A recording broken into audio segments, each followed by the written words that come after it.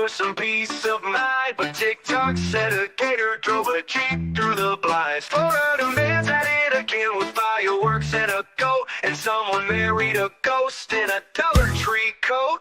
Hey, what in the Walmart rapture is going on? Aliens dancing in a Waffle House song.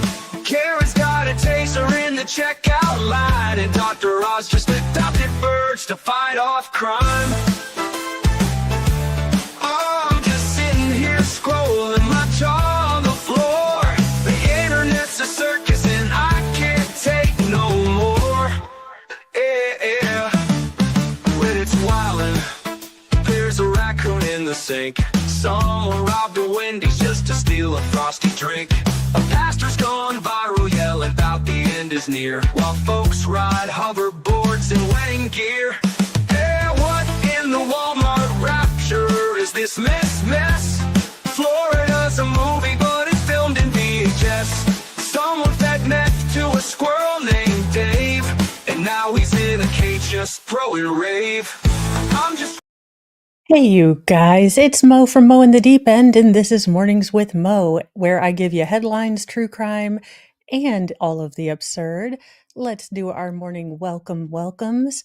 Thank you, Wolfram, for all of your wonderful modly mod duties. I am going to get this not a live person off of the screen because YouTube's kind of iffy about, independent people telling the news. Good morning, Super T and Colorado Mountain Girl, Alice G, Tammy C.A., Lurking Meoweth, love it, Renee's Retro Relics, oh, awesome, Kathy Trout, Audio Coffee, Denise Sells, welcome. So our first story, unless you've been living under a rock, there was a shooting, well, several of them, in New York, and the gun person has been identified. He did take his own life in the end of this incident, and there is more information coming out, but I will kind of give you the initial information that we know. I tend to give these particular big, breaking stories about a day and then bring you kind of the details because things seem to change a lot. The gunman who killed an NYPD officer and 3 other people in a Midtown office building on Monday was carrying a note that offered clues about a possible motive, sources told the Post. Shane Tamura, 27, cited the NFL in writing, which was found after he took care of himself, on the 34th floor of 345 Parkway, a swanky skyscraper that houses the Football League's headquarters. In the note, which was several pages long, he blamed football for his apparent struggle with neurodegenerative disease, chronic traumatic encephalopathy, so CTE, law enforcement sources said. Now, he did take himself out, but also asked that his brain be studied in a note. So he went for more of the chesticular region than sort of the normal area you would do that in. And it is just heartbreaking. There are photos of what the people in the office did to try to protect themselves. The police clear out of this particular building took a long time because people were afraid, hiding in closets under desks. They weren't coming out. So it's just a very scary thing. I am sure we're going to get more information. They'll probably have a press release today. I will keep on the lookout for that and try to cover that either live or on right after if we are in the Shanda Vander Ark bubble. Now, the NFL offices has offices on floors 5 through 8 of the Parkview high rise, though Tamura wound up taking the elevator up to the 33rd floor where he turned, on himself.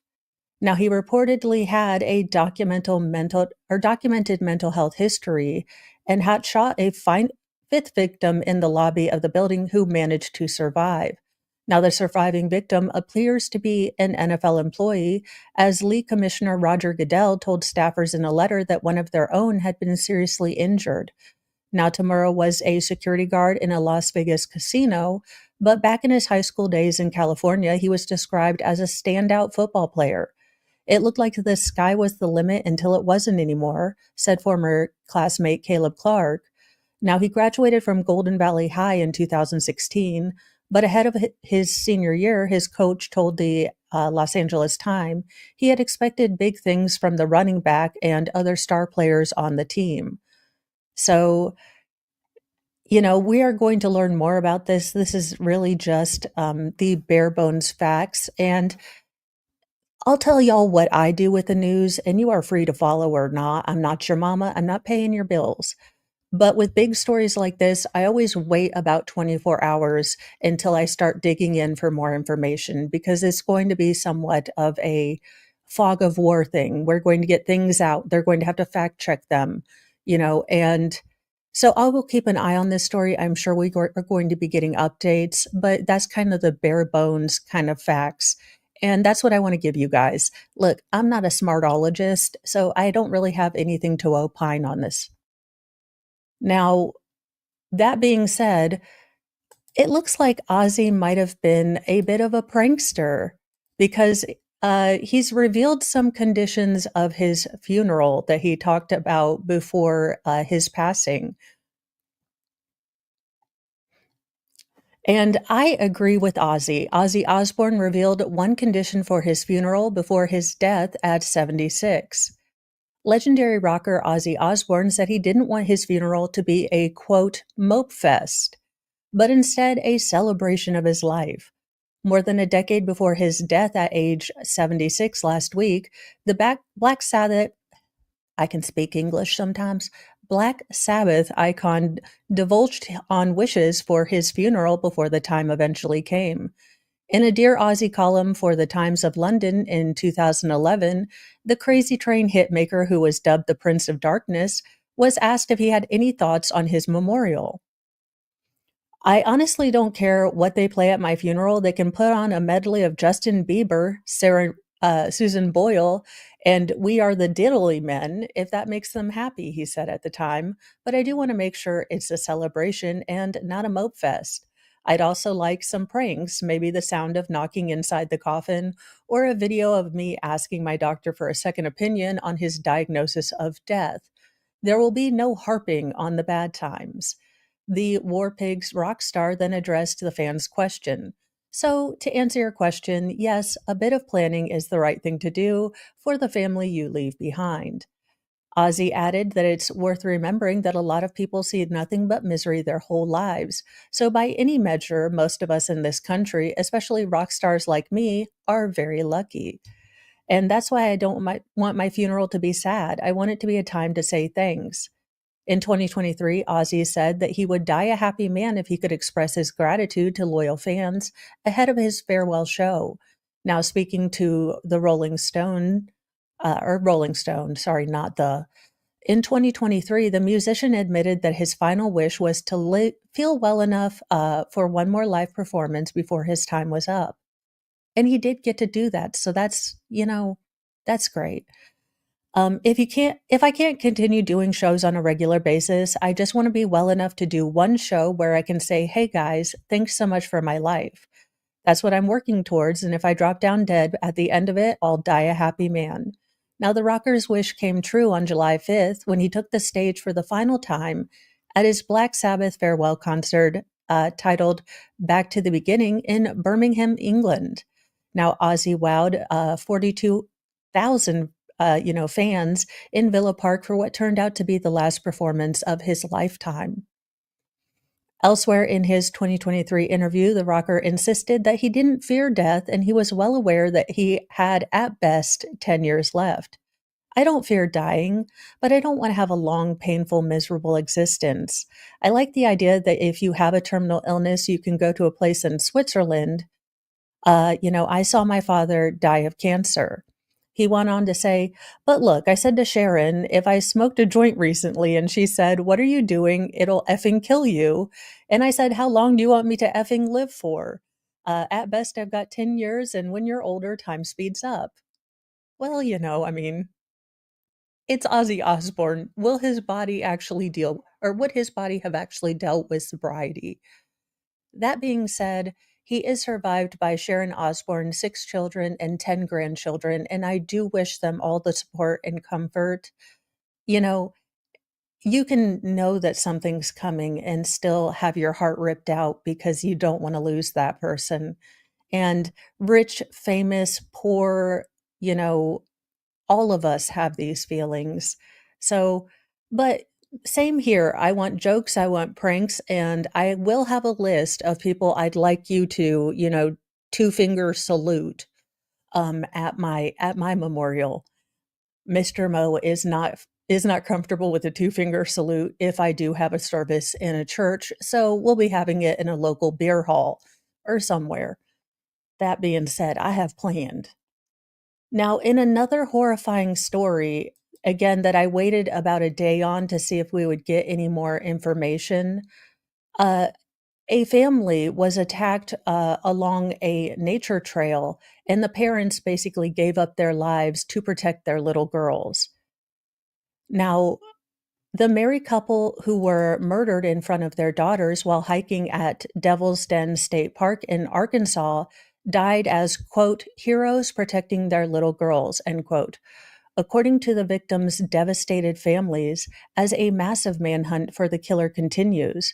Clinton David Brink, 43, and Kristen Amanda Brink, 41, had their lives taken Saturday afternoon, with the alarm raised by their chilling screams, according to police audio suggesting that they were stabbed. Now, they were killed while walking along a trail in a remote section of the vast park with their daughters aged 7 and 9, who both, thank God, survived the attack, at least physically uninjured, if not forever emotionally scarred. Clinton and Kristen died heroes protecting their little girls, and they deserve justice, the Brink family told ABC News in a statement. They will forever live in all of our hearts. The family is asking for privacy during this, terribly difficult time as they grieve and learn how to navigate this new reality. They ask if anyone has information at all that will help in the investigation to please contact the proper authorities immediately. And it was just a lovely, normal family. Now, authorities have not disclosed how the mother and father were killed. However, officials responding to a report of a possible stabbing on the Devil's Den Trail around 2:30 p.m. Saturday, when they heard screaming, was recorded on police audio, according to CNN. Washington County received a call from the visitor center, someone said on official audio captured by Broadcastify.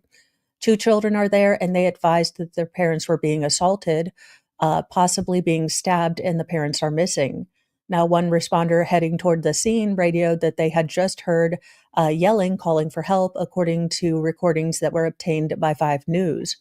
We heard them towards the end of the lower part of Devil's Den Trail, another official responded.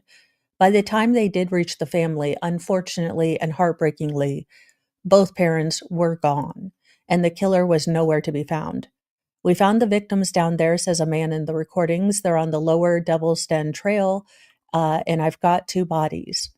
Now, the couple's daughters were not hurt, again, physically, and I know it's a blessing and a miracle they weren't hurt, but these little girls are going to need love, support, comfort, and professional help. Look, again, not a doctorologist, to deal with the fact that their safety, their parents have been ripped away.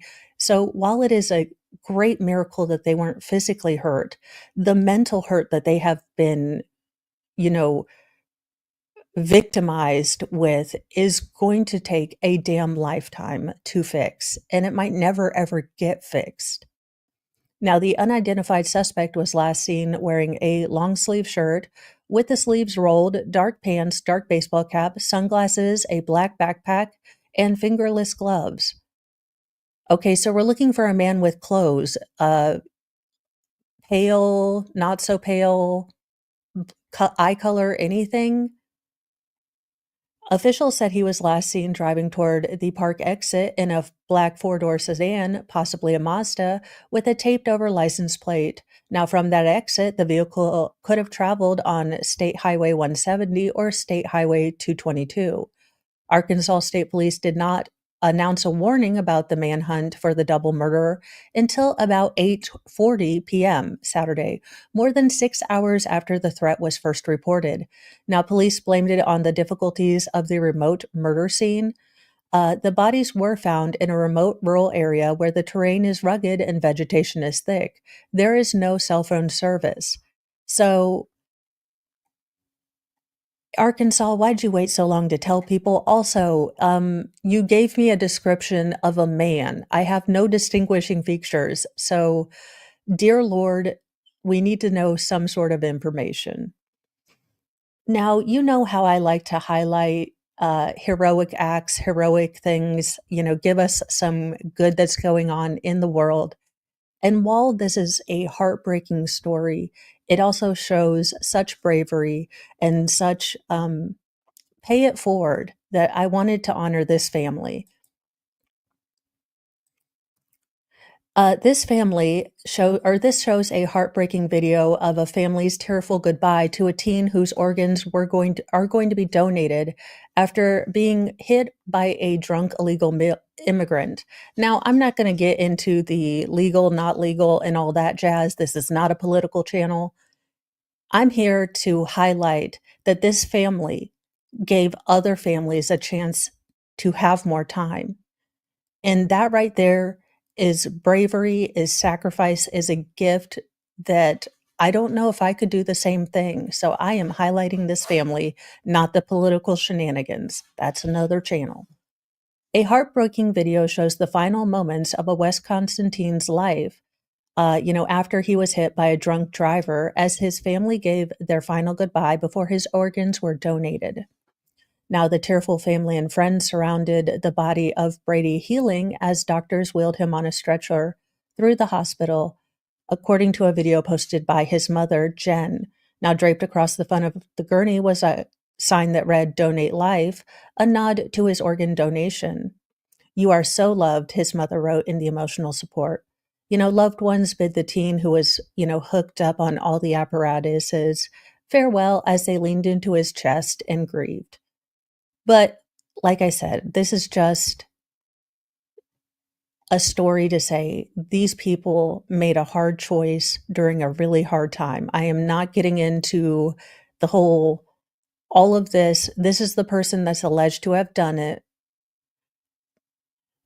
But this is the man that I want to focus on in this family that chose to give other families the chance to have what they have right here in this picture, knowing that this picture is never, ever going to be possible again. They gave that chance to another family. Another family won't have to say goodbye when they have to. And that is selflessness beyond anything. And we need to highlight this. We need to, show these everyday miracles of people being selfless. "We are weak and weary and heartbroken and need to rest," Jen posted online following her son's tragic death. She said she hopes her son's harvested organs can save more lives. The devastating crash wasn't the first time that this particular drunk driver has injured people behind the wheel. She had already had a drunk driving conviction and several other traffic violations. Way to go.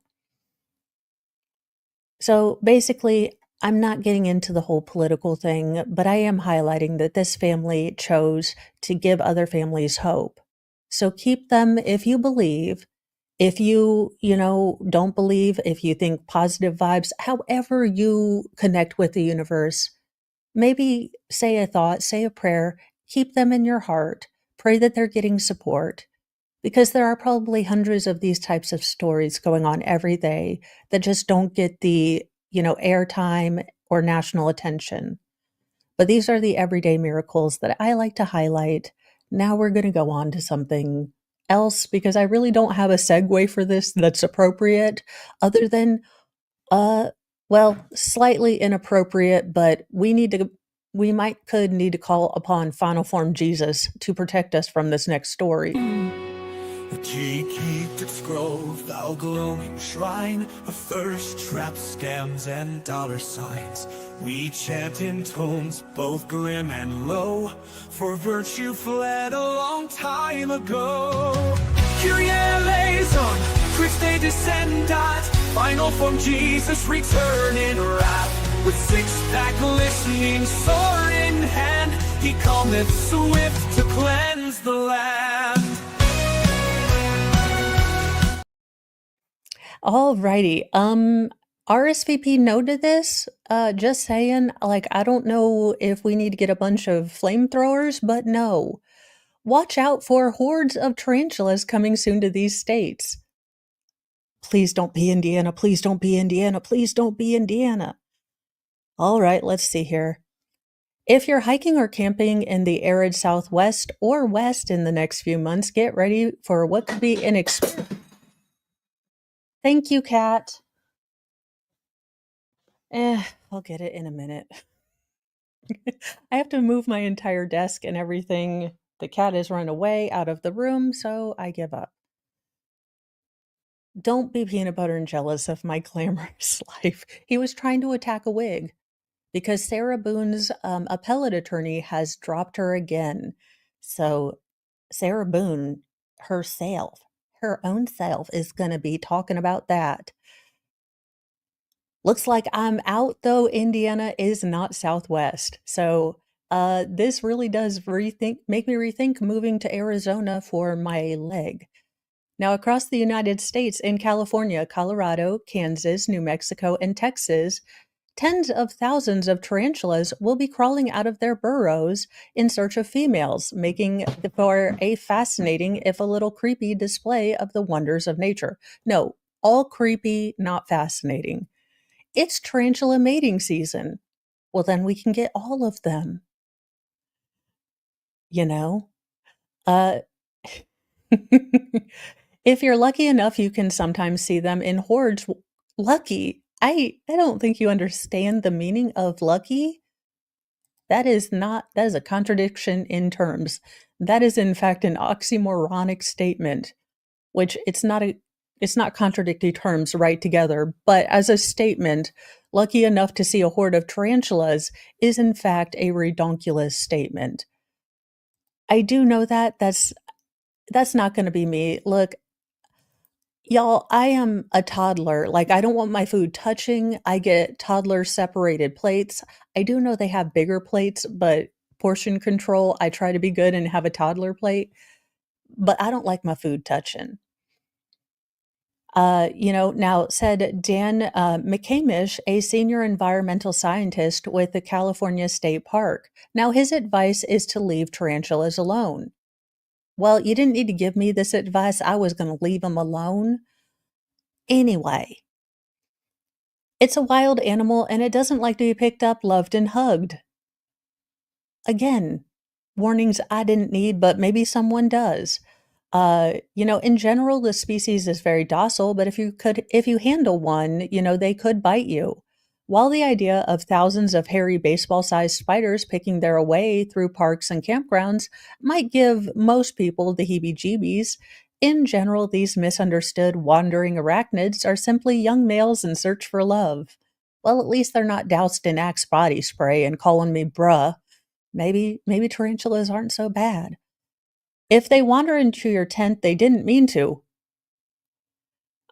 In truth, they're just gentle, ecologically valuable animals. Yes, I get that, but they still scare the ever-living bejesus out of me.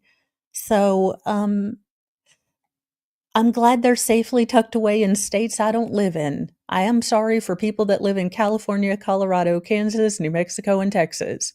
I'll be praying for you, okay? I got your back, like way back in Indiana. But moral support all the way. Love ya.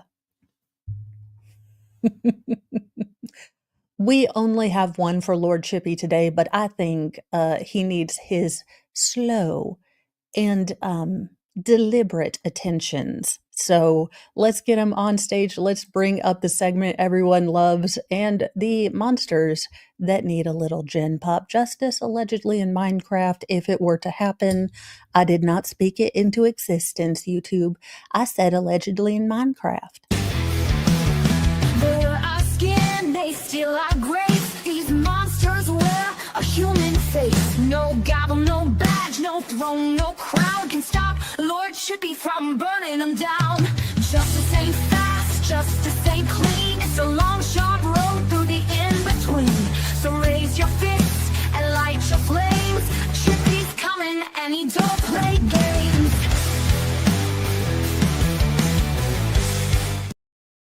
Now, this man that looks like he escaped a motorbike group called the Sons of Little Debbies, this absolute genetic dead end that should have, been taken care of if we hadn't just, removed safety warnings, like not putting forks in toasters. Pretty sure he wouldn't have been around to bother these people.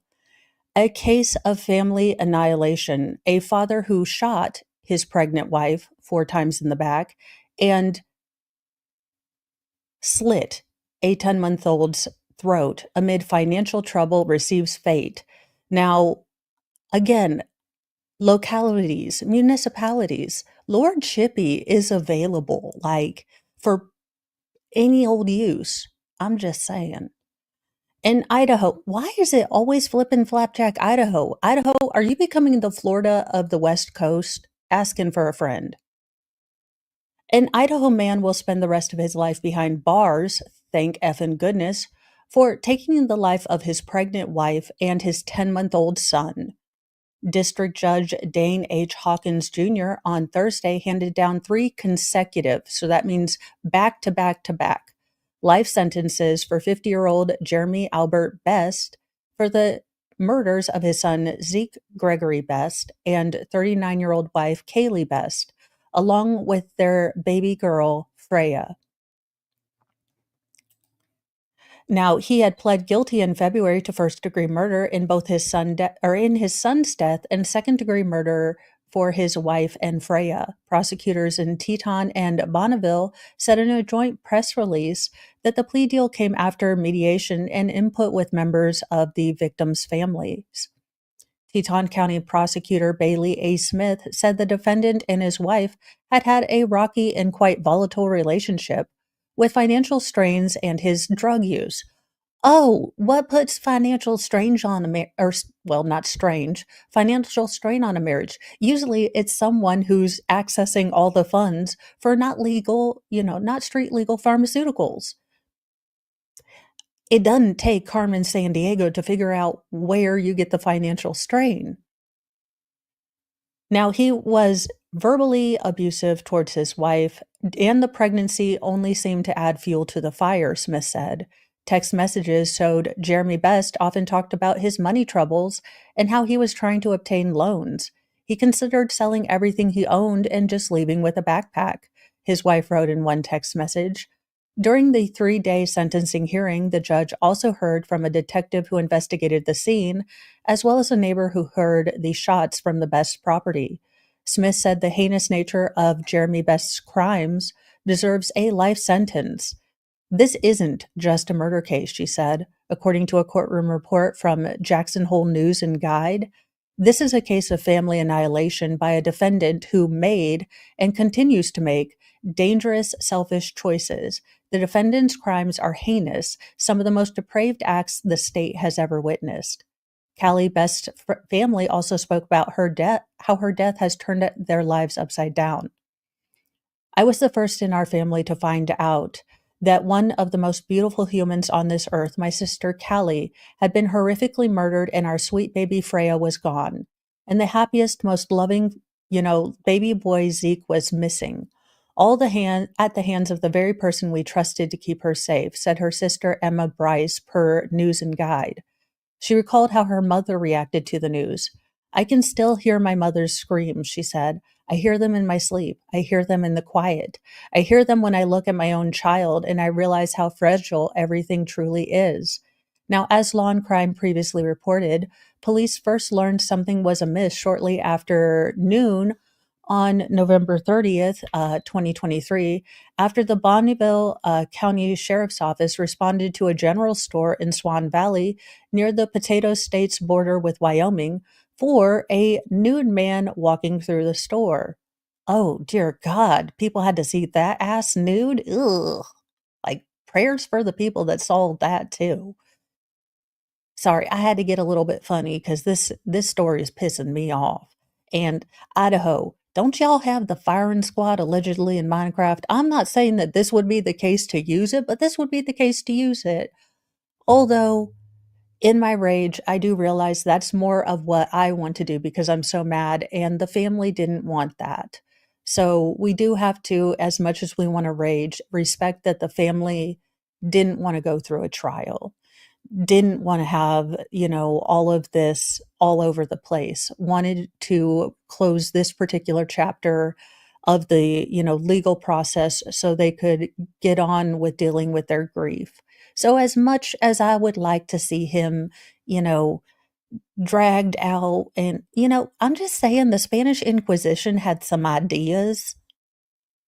I'm just saying, allegedly. Now, video obtained by EastIdahoNews.com showed that the man was identified as Jeremy Best and slumped over a counter before being escorted outside. Now, an ambulance took him to the hospital for medical and mental health concerns. He was treated, then released. Now, about 12 hours after the call to the general store, a dispatcher in nearby Teton County heard a disturbance during a 911 call. Now, deputies rushed to the home in Skyline Loop and are in Victor and found Callie Best inside unresponsive. Now, first responders did try to help her, but did pronounce her dead at the scene. Now, detectives quickly determined that Jeremy Best had killed his wife and then kidnapped their son. Now, authorities issued an Amber Alert. Oh my God, he's put on a lot of weight. That's why I didn't recognize him. This case was all over the news, but he has put on a lot of weight because I do remember this particular story and covering it on Mornings with Mo a long time ago. So I guess that prison carb thing got him and Donna Adelson. Sucks to be you. Bon voyage, douchebag. Drop the soap. I dare you. It's also slippery, so I hope it drops anyway. Now, around 9:17 a.m. on December 2nd, 2023, a group of hunters east of Idaho Falls called the Bonneville County Sheriff's Office after they saw a man in a sleeping bag on the side of the road. The caller stated that the man was again naked and making odd statements. Deputies found the man and identified him as Jeremy Best before arresting him. Authorities say they located his black SUV off a nearby road down an embankment, and heartbreakingly, tragically, they found little baby Zeke dead inside. Now, Callie Best's cousin, Meg Fisher, previously told local news outlets that she enjoyed living in Idaho. She was called to the mountains and made her home there. She was a lover of animals, especially her dogs. Motherhood was her greatest joy, and we assume she gave her life protecting her children. We love her endlessly. So, sir, enjoy your 150 years in prison. I kind of wish I had the power to make you live every single one of those years and serve your entire sentence in a little box with no light, no hope. I'm kind of vengeful. Like, y'all, when I say I am on table flipping Jesus's side, I am. Let's just say. Yes. Yes, I am. Yes, that is the truth. But we only have one today because that is just daggone horrific, and he needs to be, named, shamed, and called out separately. Now, there is no way to segue to this, but thank goodness she got away. Well, Tinder is a crapshoot, not gonna lie. But apparently, it will also possibly put you with Brian Koberger. Talk about mystery date gone wrong. I mean, there have been worst, hookups since, well, this is the worst hookup since Richard Alcala was on the dating game. A woman told police she matched with murderer Brian Koberger on a dating app in the weeks before he did his heinous crime, but she ultimately stopped all contact after their conversations about what had happened made her very uncomfortable, newly released documents reveal. Now, the woman's alleged conversations with Koberger were detailed in a police report released by Idaho's Moscow Police Department this week after the former criminology student was sentenced to life in prison in the November 2022 unalivings. Now, I will take this time to shameless self promotion. Tomorrow night at 6 p.m., Mo After Dark, am going to be working with Shizzy, and we are going to be breaking down some of the Koberger documents every Wednesday night. So if you want to join us there, we will be getting into the wild world of visual snow and, ancestral DNA sites. It'll be interesting. Now, according to the report, the woman whose name was redacted called a police tip line in March last year to say she recognized Koberger after matching with him on Tinder in either September or October of 2022. Now, the woman told a police detective that Koberger had identified himself to her as a criminology student at West Washington State University, located about 8 miles from the murder scene, and they made plans to meet over Christmas break when he came home. Though the woman's location was not identified in the report, authorities said that Koberger traveled to his parents' home in Pennsylvania that Christmas, where he was ultimately arrested for the murders. Now, the woman said she paid extra to expand her Tinder results radius after not matching with anyone in her area. Yeah, but you're in Pennsylvania. You advanced your Tinder to all around America? I'm confused. Look, I've never used Tinder. So, I mean, spoiler alert, I'm married. I've never used it. So I don't know if you can take like the whole country, but there you go. The pair's conversation included discussions of her friend's murder in her town a few years earlier, as well as her favorite horror movies, which she said included the Rob Zombie Halloween movies. To this woman, said Koberger, or this woman said Koberger asked what she thought would be the worst way to die. Lead Detective Brett Payne wrote in his report, when the woman answered with a knife, she said, Koberger answered, like a K-bar. Now, a K-bar is just, this kind of knife, but I can't show it on. Y'all, look up what it is. I can't show it on screen because, TSO. Now, the woman told the detective she didn't know what a K-bar was, so she looked it up online, and she eventually stopped talking to Koberger, however, because his questions started to make her uncomfortable. Now, it wasn't until after Koberger was arrested that the woman said she recognized his photo. Was it this photo you recognized, ma'am? Those dead, soulless eyes staring out at you from under a rock or peeping under your windowsill? Also, you swiped right. I have all the effing questions, ma'am. I have all the questions. Now, Payne says she was unable to corroborate the woman's story and she no longer had access to her Tinder account, so this could all be BS. Take it with a grain of salt. People are going to start coming out with either tangential or very vague sort of links to Koberger to try to get clout, to try to, capitalize. It's kind of a gross thing, but it will happen with big cases like this. Now, I'm sending this person to Snake Island. I do understand that she is with child, but this is the grossest thing I have ever seen, and we will rescue the baby. It's a curse, we've got room for the wicked, the cruel, and the worst. If you lie, if you cheat, if your soul's made of bile, you're bound for the fangs and the venom in style. Oh, one-way ticket to Snake Island. Oh, better conscience, less cowards and gaslighters. Go, no anchor, no lifeboat, no tearful goodbyes. Just hissing and coming in cold-blooded skies. Back up your friend. All right, I hate to report this, but a gross pregnancy reveal was slammed as all about clout and shock. It was a horrible day to have eyeballs, said some commenters. People are losing their chill over a viral pregnancy reveal. I think you will too when you see what this woman did. It is unconscionable. In a video posted to Instagram with 2.2 million views, a woman is seen using her positive pregnancy test as a stick for homemade popsicles. Yes, and if you don't know or are unaware, in order to utilize a pregnancy test, you do have to piddle on it. So you go to the restroom, you piddle on a stick, you wait 2 to 5 minutes, and then you know an answer. You do not stick it into homemade popsicles after that. Like, I don't even know that Jesus could help this right now. Now, she then gives the popsicle to the baby daddy, who eats the entire thing before realizing he was licking on a positive pregnancy test. That's grounds for divorce. Like, you can leave right now, sir. And no alimony, no spousal support. It's just, I'll allow it. Social media's users, well, found the whole thing gross-tastic.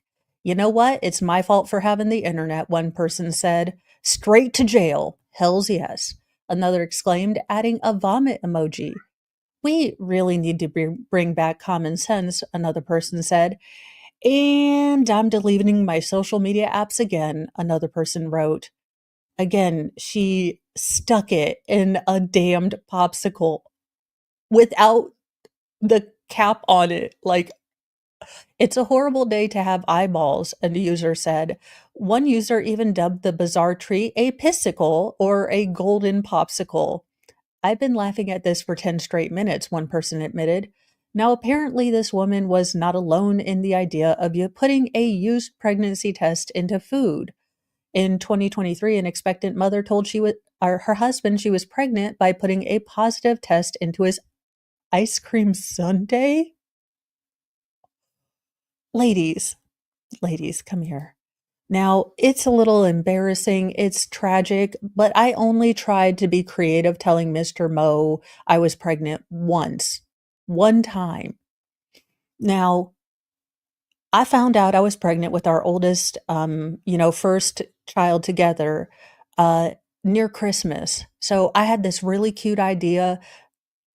This was, of course, after I was still working at the therapy pool, and I dropped his iPod in the pool because I was so Twitter-pated because look, the sure sign that Mo is pregnant is she doesn't think she's pregnant. Every time I thought I was pregnant, not pregnant. Every time I thought I was in the clear, totally pregnant.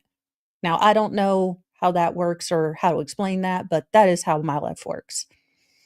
So I went to the store and I got this cute little Christmas tree that was pink because we had 3 girls at the time.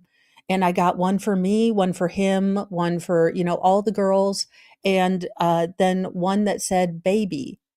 So, and I put it in a cute little bag and I got a cute little card and I sat there and, watched him open it. And he said, "Why did you get 2 babies? We've already got one for our youngest daughter." And I was like, "Did you read the card?" And he's like, "Yeah, you said it baby's first Christmas." And I said, "No, sweetheart, it's her second Christmas." Again, planning is not a thing I have. I had a 2-year window between children for the most part. And he's like, "Wait, do you mean that we're having a baby?" I started crying. Poor Mr. Mo, dealing with hormones and me. And he was just like, "I didn't get it. I'm sorry." And I started crying because I was real mad. I was like, "Damn it. I was trying to tell you nicely. I have never had the occasion where I've ever been able to tell someone nicely that I'm pregnant." And this poor man was like, "I'm sorry. I didn't get it. I don't know." So the next 2 times I just the next one time I just left the test out and he could figure it out on his own. And then the 3rd time was him saying, "You're not pregnant. I'm bringing a test home." And us both looking like, how dark does the line have to be? Again, these are questions that a veteran only asks when they're praying to God that a line doesn't mean a line. That being said, I only attempted one, little cute thing, and it completely, because my husband is oblivious, bless his heart. I was like, "I'm not planning nothing no more. Not again." It's like, this is why we can't have nice things. Well, speaking about nice things, there really is no segue sometimes. Why are scientists dressing pigs in clothing and burying them in Mexico? Are we making another body farm? Y'all, trip to Mexico. First, the scientists dressed the dead pigs in clothing and then they disposed of the carcasses. Some they wrap up in packing tape and others they chop. They stuffed animals into plastic bags or wrap them in blanket. They cover them in lime or bury them. Some are buried alone and some are buried in groups. And then they, watch and observe. The pigs are playing an unlikely role as proxies for humans in research to help find the staggering number of people who have gone missing in Mexico during the recent decades of drug cartel violence. Now, families of the missing are usually left to look for their loved ones with little support from authorities. But now government scientists are testing the newest satellite geophysical and biological mapping techniques along with the pigs to offer clues that they hope would lead to the discovery of at least some of the bodies. Now, the ranks of Mexico's missing exploded in the years following the launch of then President Felipe Calderon's war against drug cartels in 2006, a strategy that targeted leaders of a handful of powerful cartels and led to a splintering of organized crime and a multiplication of the violence to control territory. Now, with near complete impunity owing to the complicity or inaction of authorities, cartels found that making anyone they think is in their way disappear is better than leaving bodies in the street. Mexican administrations have sometimes been unwilling to recognize the problem and at other times are staggered by the scale of violence their justice system is unprepared to, address. Now, Mexico's disappeared could populate a small city. Now, official data in 2013 tallied 26,000 people missing, but the count now surpasses 130,000 and many more than any other Latin American nation, that we know of. United Nations says there are indications that the disappearance are both generalized and systematic. You don't say, UN. Thank you for your PowerPoint about this. But I am glad that we are seeing some forward movement. Now, this is not a political channel, but in my personal humble opinion, kind of homeless from any political party. I will say that none of this matters until the government, either takes a handle on crime or something, major happens in a shift in governance. Now, I'm not a genius in, Mexican government ology, just not. So that's my hot take. I'm not smart enough to have any other opinion than that. But all the research in the world where these missing people are isn't going to stop people from going missing until you address the problem of the cartels, in my humble, Midwest opinion.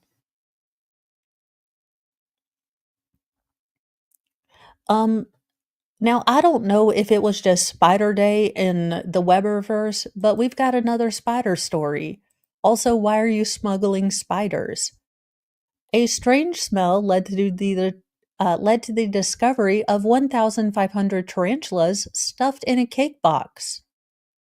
Do what? No, no. Where is Samuel L. Jackson when you need him? No more mother effing tarantulas on this plane. Although that is a sequel I would watch the hell out of. Hollywood, give me a shot because I would watch the hell out of that. Spiders on a plane. Now, if you think you've had a rough travel day, spare a thought for the hundreds of tarantulas that were just discovered hidden inside dessert boxes at a German airport. No, no. According to a press release from Cologne Bonn Airport, customs officials intercepted a suspicious shipment from Vietnam after noticing an unusual odor wafting from what was supposed to be a delivery of chocolate sponge cakes. Ew. And they smell now too?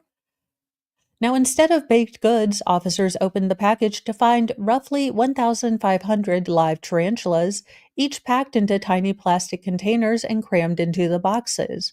Even the most seasoned agents were shocked. The noticeable smell upon opening the large package was inconsistent with the alleged contents of 7 kilograms of biscuits.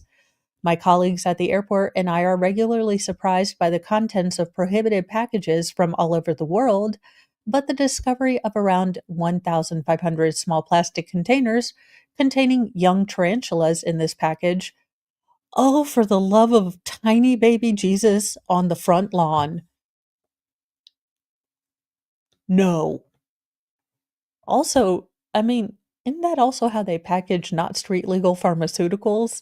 Like, could you imagine being in the packaging plant and one person's doing tarantulas and one person's doing blow, and they have to remember which test tube they're putting in?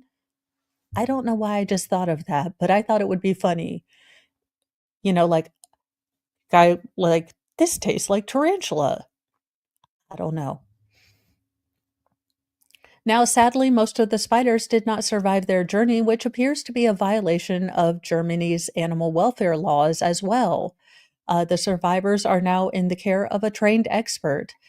The intended recipient, based in Germany's Sauerland region, is now facing criminal charges that include failure to pay import duties and improper customs declarations. Officials say that the seizure was both extraordinary and saddening. An extraordinary seizure for German customs, even though it saddens us to see that some people profit, and try to use animals purely for that reason. Now, tarantulas, according to the National Wildlife Federation, can grow to nearly a foot long and live as long as 30 years. I guess they were supposed to be pets. Um, I mean, look, I know people that have tarantulas. If you like them, you like them. They are just not my jam. I'm not going to tell you not to like them. I just maybe we'll do that polite smile when you try to show them to me, like, oh, you want to hold them? I'm going to pass right now. Now, in sciencey news, if you want to get outside, if you want to maybe get out of your, inside cat cave, it does look like there are going to be 3 meteor showers that overlap this week. The latter half of July is soaked in the celestial with an astounding 3 meteor showers lighting up the sky. Both Alpha Capricornis, look, oh God, Latin, and the southern Delta Aquarius peak between July 29th and 30th and will be joined by a fall of stars from somewhere else in the sky. Look, I can't do Latin today. Now, while this third shower technically peaks around August 12th, the light pollution from the full Sturgeon moon and August 9th makes the end of July a prime time to see a fat stack of star streaks. A meteor shower occurs when the Earth's orbit intersects with a cloud of debris left by an asteroid or a comet. When we collide with that cloud, these glorious remnants, aka space trash, burn and fall due to the conditions of atmospheric entry. Their immolation creates a glowing trail and fireballs that can, light up the sky and bring awe. Now, most meteor showers, with the noted exception of the Geminids, originate from comets. So there you go. Now I'm trying to see where it says. Now, so this is New York. So I'm guessing if you put in the little Google machine or your phone, if you can see when and what time in your locality you can see all of this, because this is going to be for 10 p.m. New York time. So I would just put in, meteor shower, what's the best time for my locality to see it? And I might even go outside during the nighttime like a total person. So there you go. I did want to let you guys know that because, sometimes all of us need to get outside. Well, now speaking of streaking, well, not across the sky, but across the stage, J-Lo Pantsgate. At least she was wearing a G-string. God prevent us from seeing her lower lady area. Ugh. Jennifer Lopez suffered a mid-performance wardrobe malfunction during her concert. I'm glad I had underwear on. I usually don't. Well, ain't that special? J-Lo goes commando. Good to know. Jennifer Lopez's skirt ended up on the floor during her latest concert, but she didn't let it distract from the show. Well, far be it, your clam just hanging out, stopping the show. I mean, there you go. The musician who recently celebrated her 56th birthday handled the mid-performance wardrobe malfunction like a pro when she was in Warsaw, Poland on July 25th. During her gig at the PGE Nadori, oh, for the love of God, Stadium. As part of her Up All Night Live 2025 tour, Lopez thanked fans for coming out to the show when wearing a glittery skirt as she was that was randomly snapped off her body and fell on the stage. Now, although she was unsuccessful in trying to stop the skirt from hitting the ground, she didn't let the mishap take away from the moment, which was shared on her official YouTube channel as well as by fans on Instagram. The hitmaker played the incident off by smiling and strutting across the stage with her arms in the air, even putting on a little spin. Ooh. Look, I'm not a big old fan of J-Lo. I don't have anything against her, but she's not generally someone I seek out when I'm in a musical mood. But if she's on like the soft rock classic radio, it's not like I hate her enough that I'm going to turn her off. She's not my jam. Thank the universe. Holy hell, we have a way to stop your swimmers, man. Allegedly. Birth control pill for men that temporarily stops your swimmers without hormones passes safety trial. I'm here for it. Let's see what. I hear what you're saying. There are no pictures that I can. The picture choices I have that won't, do, TOS violations. Birth control in a condom and sperm or a man taking pills. I'm picking a man taking pills.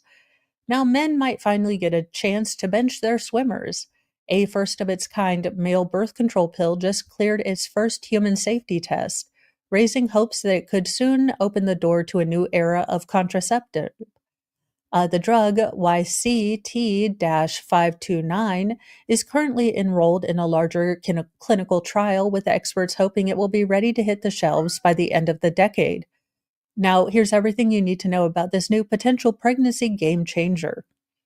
Unlike traditional birth control pills that disrupt hormones, this experimental pill from Your Choice Therapeutic temporarily halts sperm production without lasting effects to testosterone levels. Now, it works by blocking a protein called retinoic acid receptor alpha, which plays a key role in sperm making. The best part is early evidence is suggesting it's totally reversible.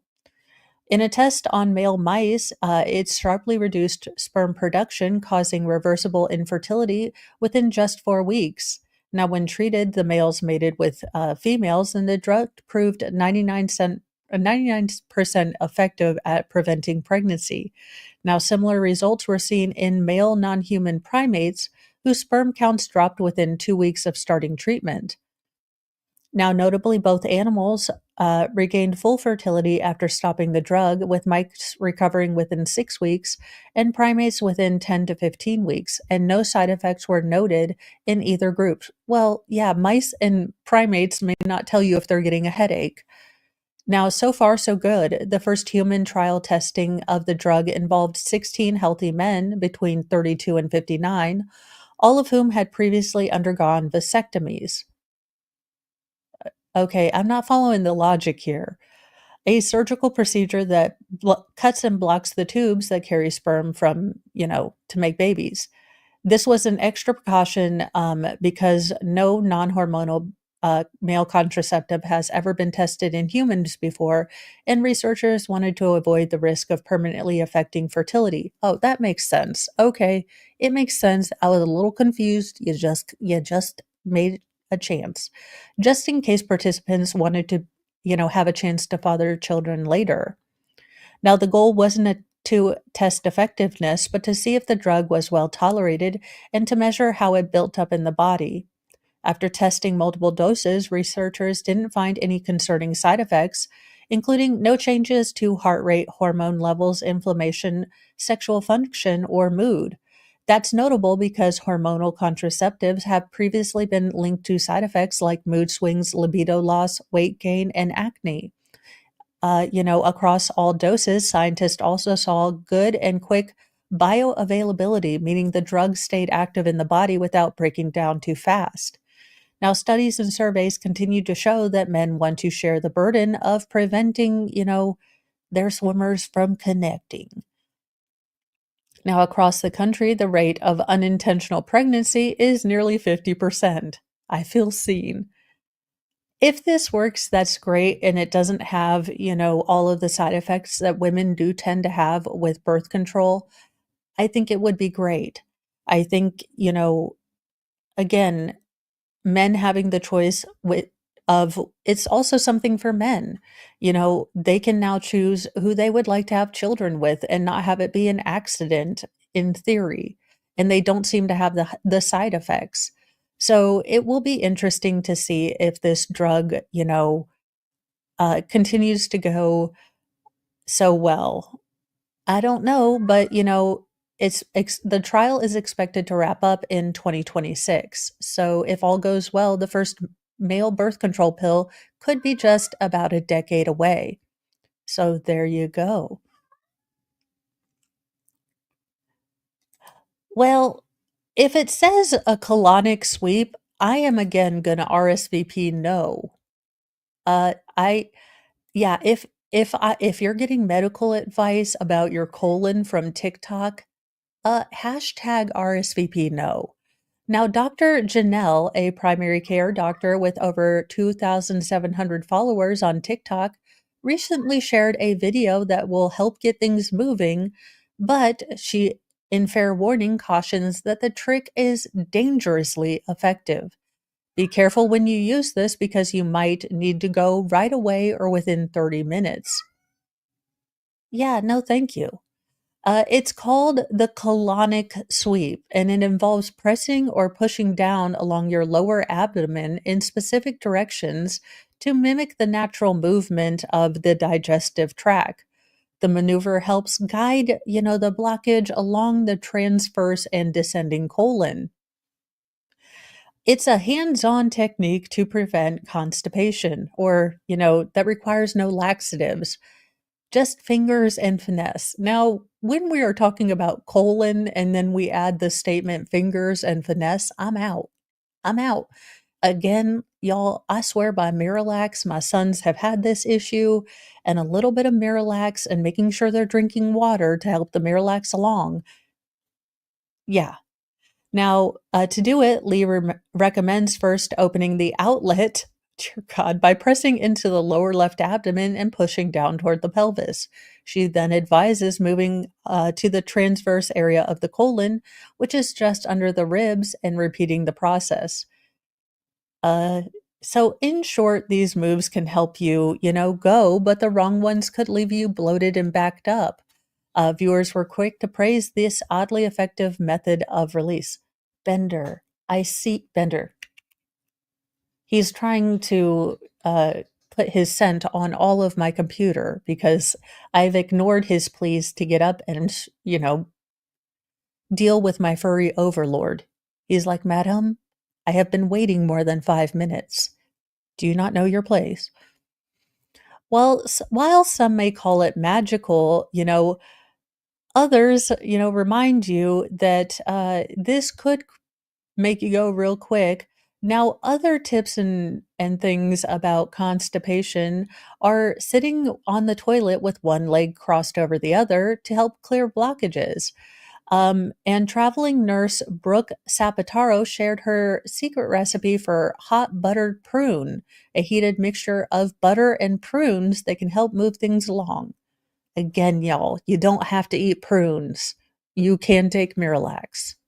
Just a thought. In an update to our story, he crossed state lines. He's across state lines. The escaped water monitor lizard has crossed state borders into Connecticut.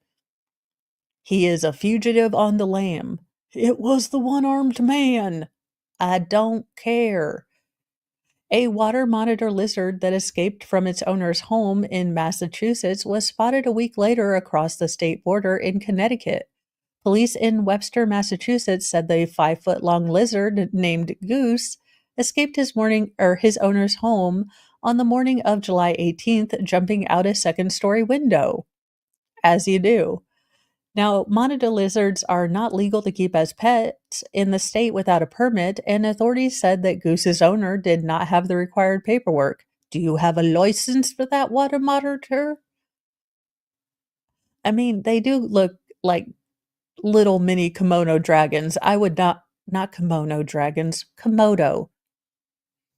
Uh, yeah, no, I see a big giant 5-foot-long lizard.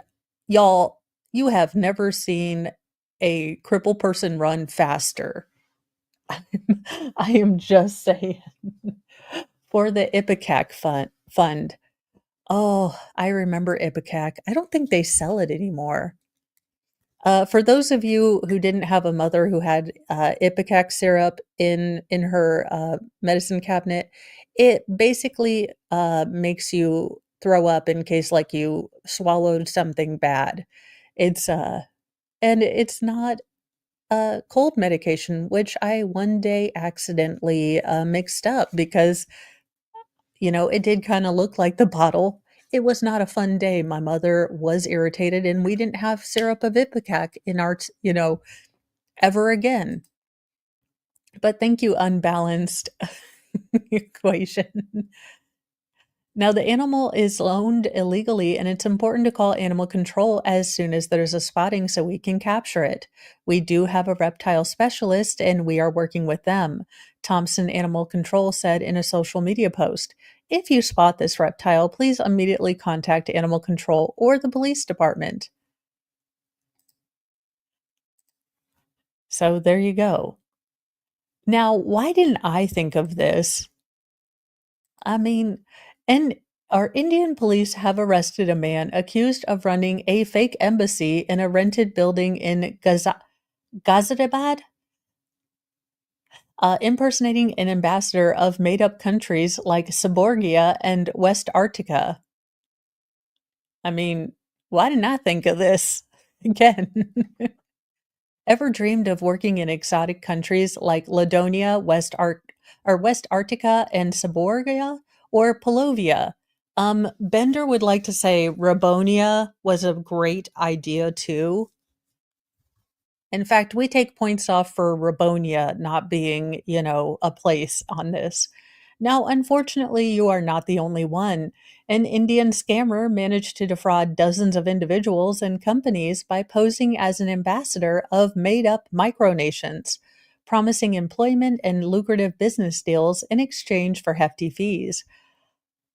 Oh, this is going to be a name. Hashavardian Jan? No idea.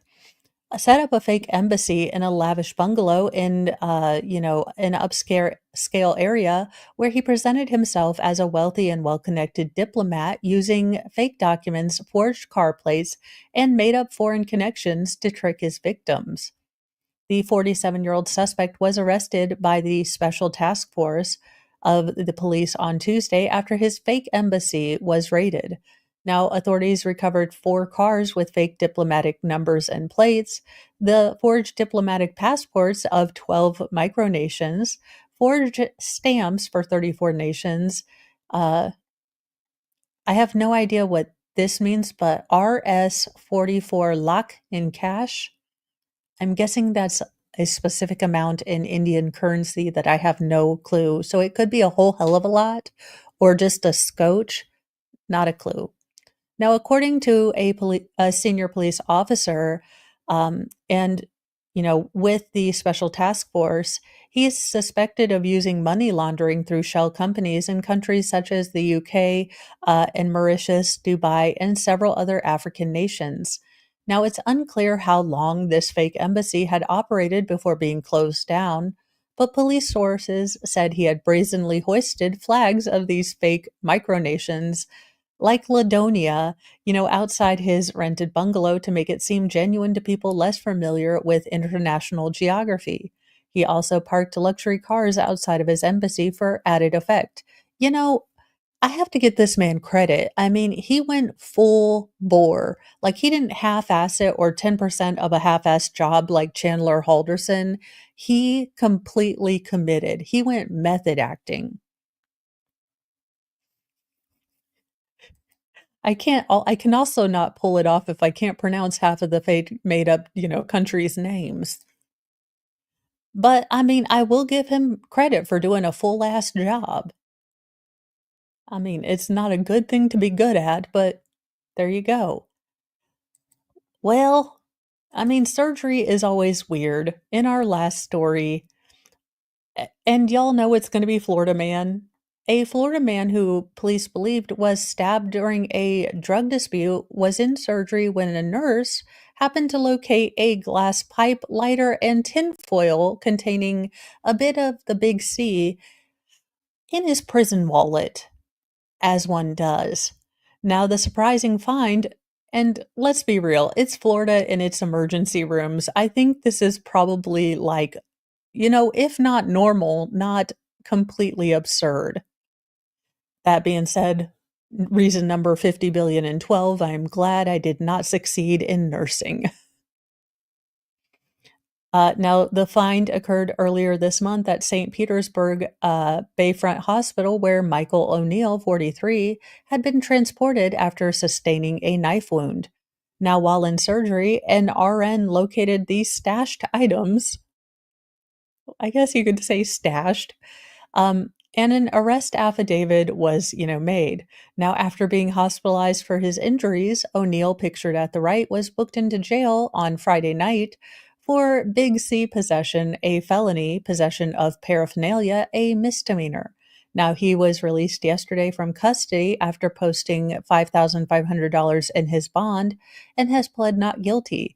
Now, over the last few years, Mr. O'Neill has been convicted of a DUI and, well, just a plethora of not straight legal pharmaceutical, convictions. Now he pled. So, all jokes aside, addiction is terrible. I have seen it personally with people close to me, and it takes away the person you love, piece by piece, bit by bit, and turns them into someone that would do anything just to get the next fix. So, as much as I joke and laugh about him using his prison wallet, I hope that, something happens in his mind that he's willing to do the hard work that it takes to stay clean. Because the sad reality is that until the person that is dealing with substance abuse or drinking or anything self destructive is willing to put in the effort and the work that is going to take to get clean, to stop doing whatever they're doing, it's not going to work. And that's the heartbreaking thing.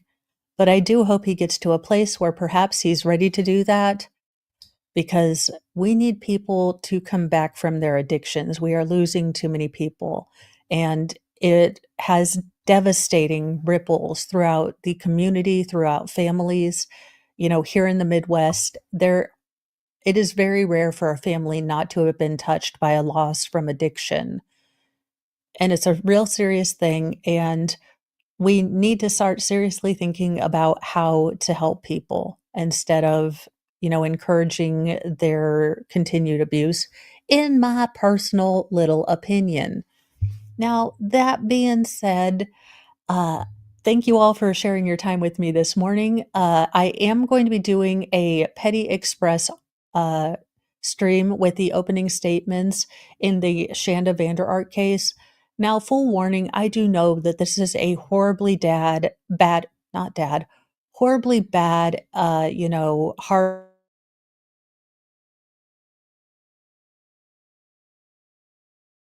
heartbreaking case.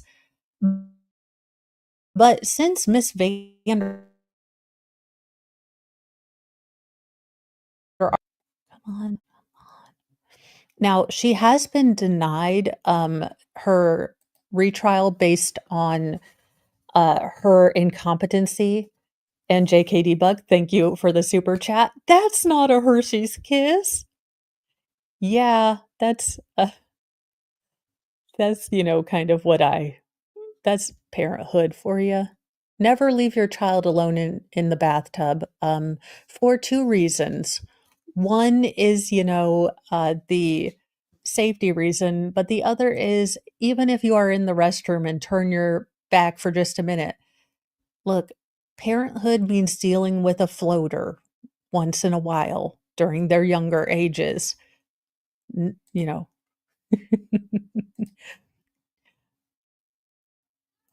Where was I with this? Oh, my train of thought has come back. I do know that kid cases are not everyone's jam, and I will have puppy kitten breaks, but I want you guys to take care of your mental health. If you guys can't sit through this trial, it is fine. A view, a like on a video is not worth it to me for you guys to have a bad day. So I will be doing it. I will be trying to do a crafting stream in the afternoon, but we are still looking for pieces. So that might be a Thursday thing. Um, and then don't forget tomorrow night, I will have Shizzy on my stream and we will be going over Koberger documents. So make sure I will have that up in the community tab, but make sure you come and join me for Mo After Dark with Shizzy at 6 p.m. Tomorrow night on Wednesday. So have a wonderful, wonderful day. Be kind to yourself, be kind to others, but have a sassy mouth and carry a can of bitch fire because kindness no longer equals doormat. And you might end up, finding something in someone else's prison wallet. God, that must have been worst day ever. Or a fairly regular thing. I mean, it is Florida. I don't know if it sometimes just gets banal or if they have contests as to like what was the weirdest thing, which is what I would do. Bye, you guys.